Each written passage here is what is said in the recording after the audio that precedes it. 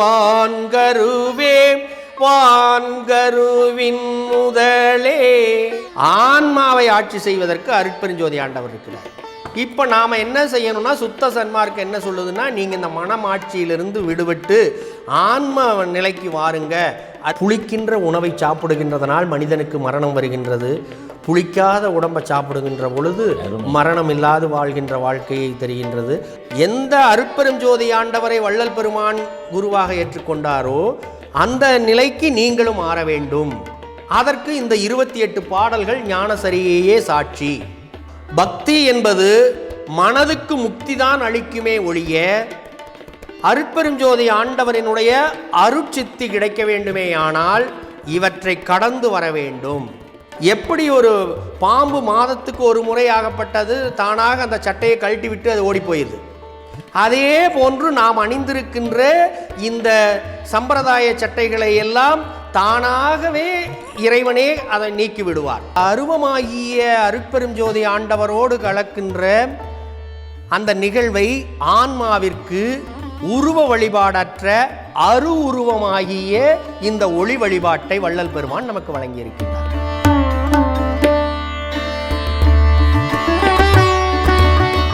தானேதானாகி ஏலாம் தானாயி அலனாய் தனிப்பதியாய் விளங்கிடும் என் தந்தையை என் தாயை வான்கருவே வான்கருவின் முதலே வள்ளாள் என்ற அன்பரெல்லாம் உள்ளா நின்றவனை தேனே செம்பாகே என்றிணித்திடும் தெள்ளமூதை சிற்சபையில் பெருவாழ்வை சிந்தை செய்மின் உலகி ஊனேயும் உடலழியாது ஊழிதொரு மூங்கும் உத்தம சித்தியை பெறுவி சத்தியம் சொன்னேனே. ஊனேயும் உடல் அழியாது ஊழிதொரு மூங்கும் உத்தம சித்தியை பெறுவி சத்தியம் சொன்னேனே என்று வள்ளல் பெருமானார் அவர்கள் இந்த தேகமாகப்பட்டது அழியாது இறைவனுடைய அருள் தேகமாக மாற்றுகின்ற வல்லபத்தை தான் இந்த பாடலிலே கூறியிருக்கின்றார். அருட்பெரும் ஜோதி ஆண்டவர் தானே, அவரே தனக்குள்ள தானாகி, ஆனால் நம்ம செய்கிற மனதின் செயல்பாடுகளாய் அவர் அல்ல.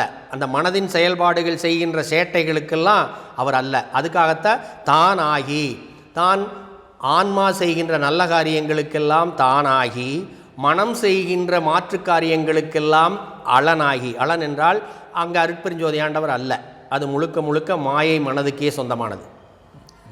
தானே தானாகி எல்லாம் தானாகி, இவை எது நடந்தாலும் அந்த உலக உயிர்கள் உய்விக்க வேண்டித்தான் அந்த மாயையும் என் வசத்தில் தான் அது இயங்குகின்றது. அருட்பெருஞ்சோதி ஆண்டவர் வசத்தில்தான் இந்த மாயையும் இருக்கின்றது.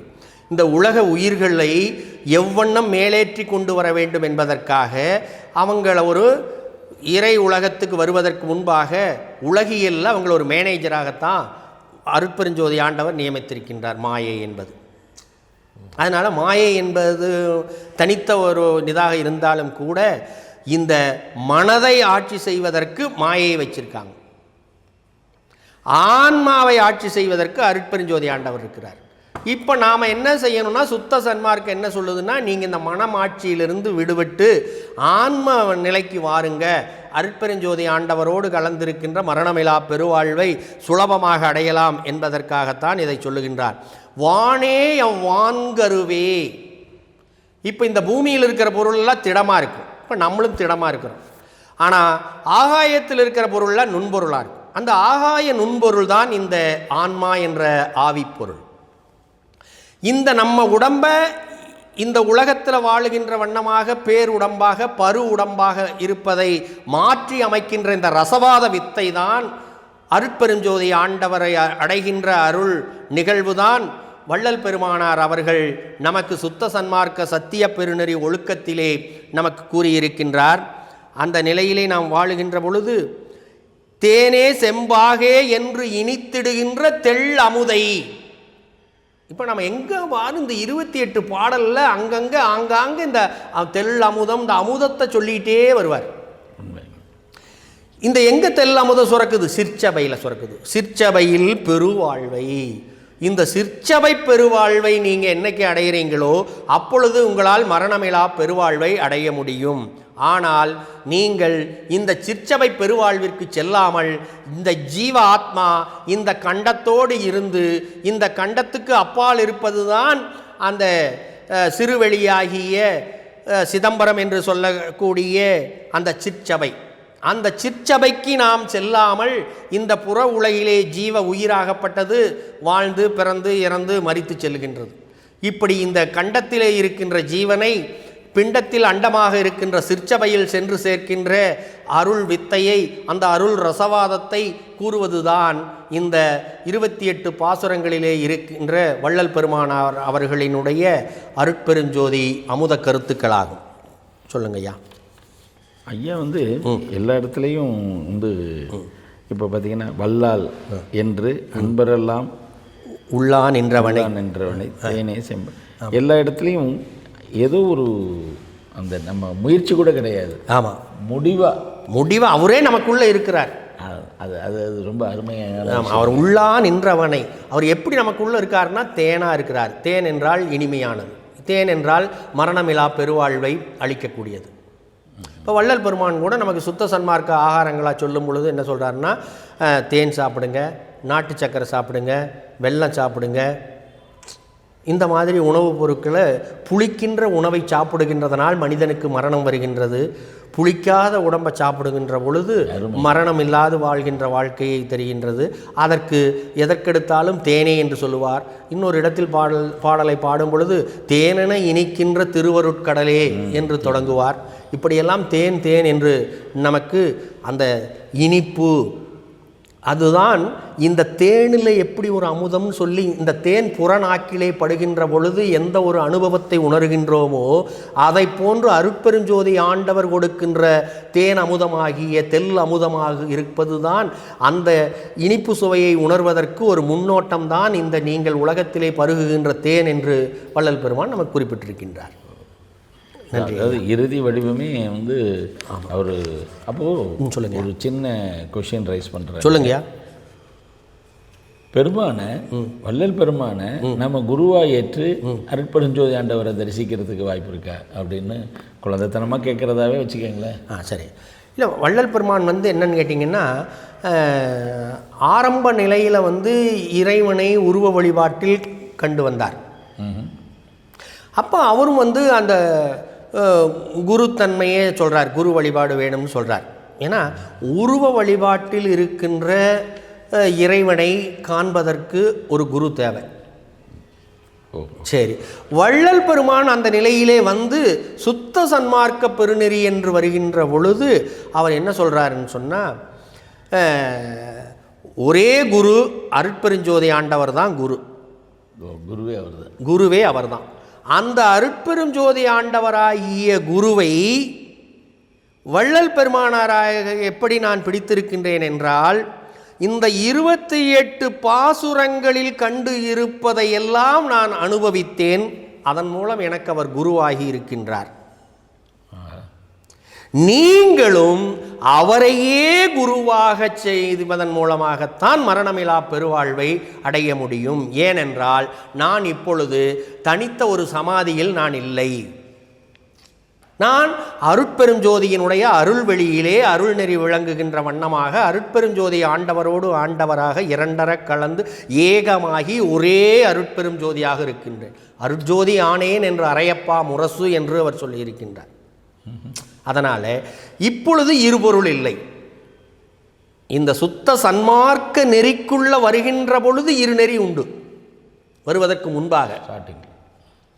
அப்போ நீங்கள் நம்ம ஒரு குரு வழிபாடாக வள்ளல் பெருமானாரை நமக்கு இன்னும் உண்மை விளக்கம் விளங்கலை, சுத்த சன்மார்க்கம் விளங்கலை. அப்போ நீங்கள் வள்ளல் பெருமானாரை குருவாக ஏற்று வருவதில் தவறில்லை. ஆனால் சுத்த சன்மார்க்கம் விளங்கிய பிறகு நீங்கள் எந்த அருட்பெரும் ஜோதி ஆண்டவரை வள்ளல் பெருமான் குருவாக ஏற்றுக்கொண்டாரோ அந்த நிலைக்கு நீங்களும் மாற வேண்டும். அதற்கு இந்த 28 பாடல்கள் ஞானசரியையே சாட்சி. பக்தி மார்க்கத்தில் வள்ளல் பெருமானுக்குள்ள முதல்ல நுழையிறப்போ நீங்கள் வள்ளலாரை நீங்கள் குருவாக ஏற்று வருவதில் தவறில்லை. ஆனால் அதுவே முடிந்த முடிவாக என்றால் வள்ளல் பெருமானாரே அதை கடந்த நிலைக்கு அவர் வருகின்றார். அவர் சிலவற்றை பிடித்திருந்தார், பக்தியை பிடித்திருந்தார். ஆனால் பக்தி என்பது மனதுக்கு முக்தி தான் அளிக்குமே ஒழிய அருட்பெருஞ்சோதி ஆண்டவரினுடைய அருட்சித்தி கிடைக்க வேண்டுமேயானால் இவற்றை கடந்து வர வேண்டும் என்பதனால் இந்த பக்தியை கடந்த நிலைக்கு செல்லுகின்றார். ஆன்ம சித்தி அடைவதற்காக வள்ளல் பெருமான் தான் பிடித்திருந்தவற்றை எல்லாம் விட்டு விடுகின்றார். நாமும் அதுபோன்று இந்த சுத்த சன்மார்க்கத்தின் முடிந்த நிலை 28 பாசுரங்களையும் உணர்ந்து வருகின்ற பொழுது தானாக நாமளே விட்டு விடுவோம். இது யாரும் சொல்ல முடியாது. ஏனென்றால் எப்படி ஒரு பாம்பு மாதத்துக்கு ஒரு முறை ஆகப்பட்டது தானாக அந்த சட்டையை கழட்டி விட்டு அது ஓடி போயிடுது, அதே போன்று நாம் அணிந்திருக்கின்ற இந்த சம்பிரதாய சட்டைகளை எல்லாம் தானாகவே இறைவனே அதை நீக்கி விடுவார். வெறும் சமரச சுத்த சன்மார்க்க மெய்நெறி ஒன்று மட்டுமே நமக்குள்ள விளங்கும். அது விளங்குகின்ற வரைக்கும் நாம் சமரச சன்மார்க்கத்தில் யார் யார் எந்தெந்த நிலையில் நம்ம பயணிக்கிறோமோ, வள்ளலாரை குருவாக ஏற்று பயணிக்கிறோம், பயணிங்க. ஆனால் சுத்த சன்மார்க்கம் ஞான சரியினுடைய 28 பாசுரங்களும் விளங்கிய பிறகு வள்ளல் பெருமான் என்பவர் தனியாக இல்லை என்ற பேருண்மையை நாம் உணர வேண்டும். இப்போ சித்தர்கள் அங்கே தனித்தனித்துவமாக சமாதி அடைஞ்சிருக்காங்க. அந்த சமாதியில் போய் ஒரு சித்தரை வணங்குறோம், அந்த குருவை ஏற்றுக்கிறோம். இங்கே ஏகமாக அருட்பெருஞ்சோதி ஆண்டவரோடு ஒளிமயமாக ஒரே ஒளியாக பேரொளியாக இப்போ நிறைந்திருக்கிறார். சிற்றொளியாக சிற்சபையில் இறைவனை கண்டறிந்து பேரொளியாக பேரம்பலத்தில் அருட்பெருஞ்சோதி ஆண்டவரோடு அவர் நிறைந்திருக்கின்றார். அது என்னால் வள்ளலாராகி என்னால் அடைய முடிகின்றதை எப்படி அடைந்தேன் என்றால் இந்த 28 பாசுரங்களில் உங்களுக்கு சொல்லி இருப்பதை நான் என் வாழ்க்கையில் கடைப்பிடித்தே நான் அடைந்தேன். நீங்களும் அதை கடைப்பிடித்து அடையுங்கள். எனவே உங்களுக்கு ஒரே குரு யாருன்னா அருட்பெருஞ்சோதி ஆண்டவர் தான். சுத்த சன்மார்க்கத்திற்கு வந்த பிறகு வருகின்ற வரைக்கும் நீங்கள் எப்படி வேணாலும் இருக்கலாம். ஒரு உருவ வழிபாடு ஆதரிக்கிறார். உருவ வழிபாடு என்பது என்னன்னு கேட்டிங்கன்னா, ஆரம்பத்தில் மனம் பக்குவம் அடைவதற்கு உருவ வழிபாட்டை ஆதரித்தார். ஸ்டார்டிங்கில் முருகனை போய் வழிபட்டார், திருவொற்றியூர் எழுத்தறியும் பெருமானை வழிபட்டார், நம்ம கருங்குழியில் இருக்கக்கூடிய விநாயகரை பற்றி வழிபட்டார். இப்படி எல்லாவற்றிலும் உருவ வழிபாட்டில் அவர் கவனம் செலுத்தினார். ஆனால் இந்த உருவ வழிபாடு என்பது ஒரு மனம் பக்குவப்படுவதற்காகத்தான். இந்த மனம் ஆன்மாவில் ஒடுங்கிய பிறகு இந்த ஆன்மாவுக்கெல்லாம் இந்த உருவ வழிபாடு வேண்டியதில்லை. ஏன்னா அருவமாயிருக்கிறதான் ஆன்மா நிலைத்திருக்கும். அப்போ அந்த அருவமாகிய அருட்பெருஞ்சோதி ஆண்டவரோடு கலக்கின்ற அந்த நிகழ்வை ஆன்மாவிற்கு உருவ வழிபாடற்ற உருவமாகிய இந்த ஒளி வழிபாட்டை வள்ளல் பெருமான் நமக்கு வழங்கியிருக்கின்றார். இது ஒரு உருவ வழிபாடு. இந்த ஒளிநெறி கோட்பாடு என்பது என்னன்னா, இறைவன் ஒளிமயமாக இந்த பல்வேறு ஒளிகளினுடைய சேர்க்கை தான் இந்த வெளி என்பது என்னன்னா ஒளிகளினுடைய கூட்டமைப்பு.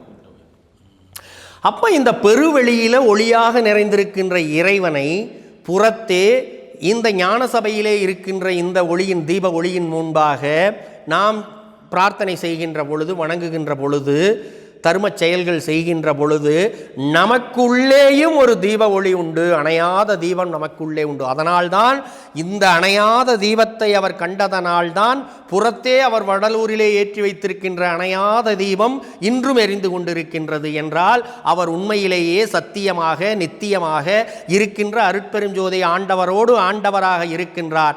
எனவே நாம் அனைவரும் அருட்பெருஞ்சோதி ஆண்டவரைத்தான் முடிந்த முடிவாக வணங்க வேண்டும். மரணமிலா பெரு பெருவாழ்வை அவர் அளிப்பார் என்றுதான் வள்ளல் பெருமானார் அவர்கள் நமக்கு கூறியிருக்கின்றார். அவர் அடைந்திருக்கின்றார். அவர் அடைந்திருக்கின்ற அந்த அருள் நெறியிலே நாம் பயணிக்க வேண்டும். நமக்கு தெரிந்த நெறியிலே வள்ளலாரை அழைத்து வரக்கூடாது. வள்ளல் பெருமான் அவர் ஏன்னா எல்லா நிலையிலையும் அவர் இருந்திருக்கிறார். இப்போ வள்ளலார் முருகனை பாடலையான்னு கேள்வி கேட்பீங்க. ஆமாம், பாடினார். ஒருமையுடன் எனது திருமலரடி நினைக்கின்ற உத்தமர்தம் உறவு வேண்டும் அந்த பாட்டில் இந்த ஞானசரியினுடைய விளக்கத்துக்கு அப்போவே அவர் அடித்தளமிட்டிருக்கார். அதெல்லாம் என்னென்னா ஒரு சிறுபிள்ளை விளையாட்டு. ஒரு குழந்தைக்கு ஒரு பொம்மையை வாங்கி தந்தால் தான் அந்த குழந்தை நிம்மதியடையும் சின்ன வயசில். பெரிய வயதானதற்கு பிறகு அதற்கு உண்மையான ஒரு அந்த எந்த பொம்மை, காரோ மோட்டார் சைக்கிளோ, அது உண்மையான ஒன்றை வாங்கி கொடுத்தால்தான் அது நிறைவடையும். உண்மையை உணர்ந்த பிறகு போலியான ஒன்றை, பொம்மையை விட்டு விடுகிறது. அதுபோன்று இந்த உருவக் கடவுள் என்பது என்னன்னு கேட்டிங்கன்னா, நம் மனதை அமைதிப்படுத்துவதற்காக, குழந்தையின் மனது எப்படி பொம்மையில் நிலை பெறுகிறதோ அதுபோன்று உருவத்தில் நமது மனது நிறைவேறுகின்றது சன்மார்க்க வழிபாட்டிலே. ஆனால் சமரச சுத்த சன்மார்க்க சத்திய வழிபாட்டிலே, அருள் ஒளி வழிபாட்டிலே உண்மையான பொருள் ஒளிமயமாக அருட்பெரும் ஜோதியாக இருக்கின்றார். எனவே நானும் இந்த புறத்தே இருக்கின்ற உருவத்தை எல்லாம் விட்டுவிட்டு அருவமாக இருக்கின்றார். அவரே எனக்குள்ளும் இருக்கின்றார். நானே அருவமாக மாற வேண்டும் என்பதுதான் இதனுடைய உண்மை தாத்பரியம் என்பதை கண்டு உணர்ந்து வள்ளல் பெருமான் அவ்வாறு ஆகியிருக்கின்றார். மரணமில்லா பெருவாழ்வில் இருக்கின்றார். நன்றி ஐயா.